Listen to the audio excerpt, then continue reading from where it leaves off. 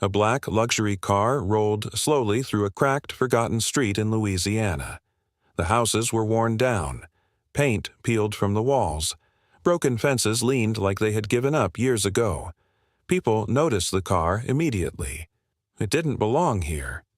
Inside sat Richard Hale, a wealthy, composed man in his early 40s. Perfect suit. Cold was glad. But today, something was different. He looked tense, focused, restless. The car stopped. Richard stepped out, his polished shoes touching the dusty ground. He looked around, scanning faces, doorways, shadows. Then he approached a group of locals. "Have you seen a boy?" he asked. About 14, tall, thin, dark curly hair. They shook their heads. No. Richard didn't react, just nodded once and moved on. Another house, another question, same answer. No one had seen the boy, but Richard didn't slow down. "I'll find him," he muttered under his breath. "I have to." His jaw tightened. He got back into the car and drove deeper into the poorest part of the district, because somewhere here, that boy existed, and Richard Hale was not leaving without him. The story began years earlier, in the same state, but in a different life, before wealth, before loss, before the search. Back then, the family lived simply. They had come from Italy, from a small town where food meant more than survival. It meant tradition, memory, identity, and at the center of it all was their father, Marco Rossi, a cook, not rich, not famous, but gifted. He worked long hours in a small restaurant, yet every evening he came home and cooked again, not because he had to, but because he loved it. And he wanted his children to love it too. His son, Thomas, watched him constantly. From the moment he could stand on a chair, he stood beside his father in the kitchen, watching, learning, asking questions. Marco never pushed him away. Instead, he shared everything. "Cooking is not just food," he would say. "It's memory. It's feeling. If you don't feel it, it will never taste right." Thomas listened and remembered. His older sister, Anna, learned too. She knew the recipes, the techniques, the secrets. But for her, it was different. She respected it. Thomas lived it. Then everything changed. Anna was 18. Thomas was 13. The accident happened on a rainy night. A car, a turn, one mistake, and their parents were gone. Just like that. The house felt empty, silent, cold. There were no more late dinners, no laughter, no voice from the kitchen, only two children, trying to survive. They had an aunt, but she was distant, busy with her own life. She checked in sometimes, but never stayed, never truly cared. So Anna stepped up. She had no choice. She found a job, a big house, a rich employer, and a kitchen that didn't feel like home. The man she worked for was known for one thing. He was impossible to please. Richard Hale. He had changed countless chefs. Some lasted a week. Some didn't make it a day. If the food wasn't right, he simply wouldn't eat. Because for him, food was not about hunger. It was about memory. And nothing tasted like the past he was chasing. Until Anna arrived. At first, he said nothing. No compliments, no emoji, just silence. But he ate. Every plate, every time. And that was enough. Anna worked there for a year. Every day, every evening, trying to hold their life together. Thomas went to school. But after classes, he often came to the mansion. There was a separate entrance for staff, a different world behind the walls. And Richard never saw him. In the kitchen, Thomas came alive. He helped with small things. Cutting, cleaning, preparing, watching Anna, learning. The staff loved him. Sarah, the housekeeper, always smiled when she saw him. "Here comes my favorite helper," she would say. And William, the strict but kind manager, would pretend to be serious, but always asked about his day. Thomas had something rare. even in a place full of rules and silence. He brought warmth, stories, laughter. In the evenings, he and Anna walked home together, to their small house in their quiet street, with simple clothes, empty pockets, and tired eyes. Money was always short. Anna worked hard, but it was barely enough. Bills, food, survival, nothing more. Thomas never complained, but he looked the part, thin, tall, curly dark hair falling over his face, a boy who had grown up too fast. Life was hard, but they managed. Together. 6 months passed like that, quietly, slowly, unnoticed, until one day. Everything changed. For several days the rain didn't stop. Gray skies, cold air, streets soaked and heavy with silence. Anna never missed work. Not once. No matter how tired she was. No matter how hard it got. Because she knew one thing. Richard Hale did not forgive weakness. He expected discipline, precision, loyalty. And Anna gave him everything she had. But that week, something broke. One evening, on her way home, the rain poured harder than usual. She had no umbrella. By the time she reached the house, she was completely drenched, cold, shaking, exhausted. The next morning, she couldn't even stand. Her body burned with fever. Her hands trembled. Breathing felt heavy. But still, she tried to get up. "I have to go," she whispered. Thomas stood in the doorway, watching her struggle, and for the first time, he shook his head. "No." She looked at him, confused. "I can't miss a day. If I don't go, I could lose this job." Thomas stepped closer. "You won't lose it," he said firmly, "but you will lose yourself if you keep pushing like this." She tried to argue, but he didn't let her. "I'll go." The room fell silent. "You?" Anna asked. He nodded. "I know the kitchen. I've watched you. I've helped you. I can do this." Anna hesitated. Not because she doubted him. She didn't. She had tasted his food. She knew the care he put into every dish. The same care their father once had. But this wasn't just cooking. This was Richard Hale. "If he doesn't like it?" she whispered. Thomas smiled slightly. "Then I'll make sure he does." She looked at him for a long moment. Then, slowly, she nodded. It was the only choice they had. At noon, Thomas walked through the staff entrance. Alone. For the first time. Sarah noticed him immediately. "Where's Anna?" "She's sick," he said. "I'm here instead." Sarah and William exchanged a glance, then nodded. They trusted him. Everyone did. "All right," William said calmly. "Show us what you can do." The kitchen felt different today. Bigger, quieter, heavier. Thomas took a breath and began. He didn't rush, didn't panic, didn't try to impress. He chose simple ingredients. Basic, ordinary. But in his hands, they became something else. He remembered every lesson, every word his father had said, every small detail Anna had shown him. He added spices carefully, adjusted flavors, balanced everything.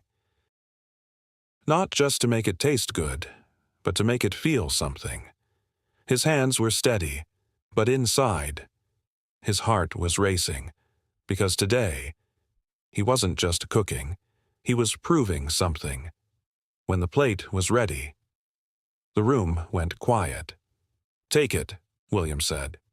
The dish was carried upstairs, to Richard Hale. He sat at the table, as always, cold, distant, lost in thought. He didn't look at the food, didn't ask questions, didn't care who made it. He picked up the fork, took a bite, and froze. Time stopped. His eyes widened slightly. His expression changed. Just for a moment. He chewed slowly, carefully, as if trying to understand something impossible. Then again. Another bite. And suddenly, he wasn't in Louisiana anymore. He was a boy again. Back in Italy, warm sunlight through the window, his mother in the kitchen, the smell of real food. Food that meant something. For years, he had searched for this, across dozens of chefs, across countless meals, and failed, every time. But now, in a single bite, he found it. Memory, emotion, home. Richard leaned back slightly, still holding the fork. For the first time in years, the food wasn't just food, it was everything he had lost.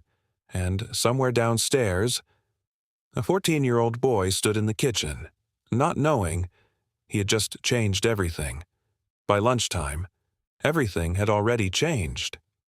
Upstairs, Richard Hale sat at the table, but this time, he wasn't distant, he wasn't cold, he was waiting. For the first time in years, he was looking forward to a meal. The plate was brought in. Carefully, silently. Richard didn't hesitate. He leaned forward, took the first bite, and once again, everything stopped. The same feeling, the same warmth, the same memories, stronger, deeper. He closed his eyes for a second, letting it sink in, then another bite and another. He didn't slow down, didn't analyze, didn't judge. He simply ate, as if afraid it would disappear. Within minutes, the plate was empty. Richard stared at it, almost in disbelief. Then he looked up. For the first time, his voice was low. "Bring me another portion." The staff froze. Another portion. No one had heard those words from him in years. "Yes, sir," William said quickly. Downstairs, the kitchen came alive again. Thomas didn't expect this, but when he heard, a quiet smile appeared on his face. He began again, more confident, more focused, not just cooking, creating. The second plate went up. Richard didn't wait. He ate again, with the same hunger, the same emotion, and this time, he didn't hide it. Something in him shifted. His face softened. His eyes lit up. For the first time in years, Richard Hale looked alive, like a man who had finally found what he was searching for. When he finished, he put the fork down slowly. "Who made this?" he asked. Silence. William hesitated, just for a second. "Anna, sir," he said. Richard's gaze sharpened. "No." His voice was calm, too calm. "This is not the same as before." The room felt colder. "Tell me the truth." William swallowed. "It was her brother, sir." A pause. "A boy." The silence broke. "What?" Richard stood up sharply. The chair moved back with a harsh sound. "A boy," he repeated. "Yes, sir," William said carefully. "He's been helping in the kitchen for months." Richard's expression changed instantly. The warmth, gone, replaced with something else. Anger. "Bring him here." His voice was sharp, unforgiving. Downstairs, the air turned heavy. Thomas was called up. He walked in slowly, trying to stay calm, standing in front of the man, who had just praised his food without knowing it. Richard looked at him, from head to toe. Simple clothes, thin figure, curly hair falling over his eyes, a poor boy, and something inside Richard snapped. "This?" he said quietly. "This is who cooked for me?" No one answered. Richard's voice rose. "Do you have any idea who I am?" Thomas stayed silent.